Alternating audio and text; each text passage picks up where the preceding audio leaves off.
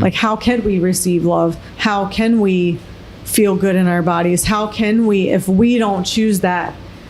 I saw an amazing poetry thing this morning, and this woman's talking about being at a coffee shop, and she's just minding her business, and a woman comes up to her and is saying really horrible things about, oh, you don't even have a ring on your finger. Like, how old are you, sis? And, you know, you've been doing poetry 20 years and like, you're not on some big stage in New York or Nashville or something. And everybody in the audience is listening to this poet thinking, what a beat, you know, to who would speak to a stranger that way, and all these things, right? She flips the poem around at the end, and she's talking to herself. That's her subconscious. Those are her inner demons. And the way we speak to ourselves is appalling. And not even always on a conscious level. We don't always know or consciously hear that voice of, what are you even doing with your life? Or how are you even showing up? All the things, right?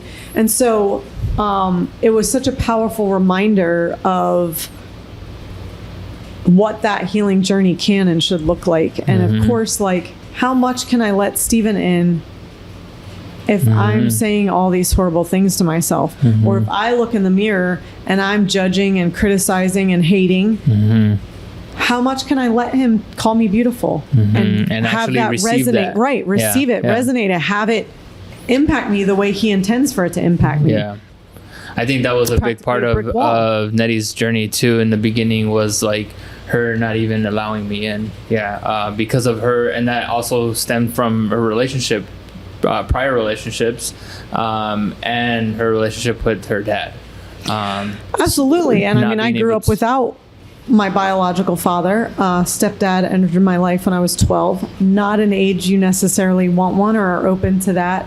Thankfully, an amazing man who I now have and have had since 16. 12 to 16 was a bit rough, but have a beautiful relationship with. Couldn't possibly be more grateful that he's in our lives and that my kids have a grandpa and all those things. But that was not without its own daddy wounds, right? And like, that's a huge area there too to highlight both, you know, from both partners. Is like, is there a mother wound? Is there a father? I mean, you talked a lot last time about your mother wound, like right? The mother wound impact. And how that, you know, played into my relationship, still plays into my relationship with my wife, and then her father wounds, and how her father wounds have, which hopefully she can come on so that she can talk about, you know, her father wounds, and we're doing it. So she can highlight those things.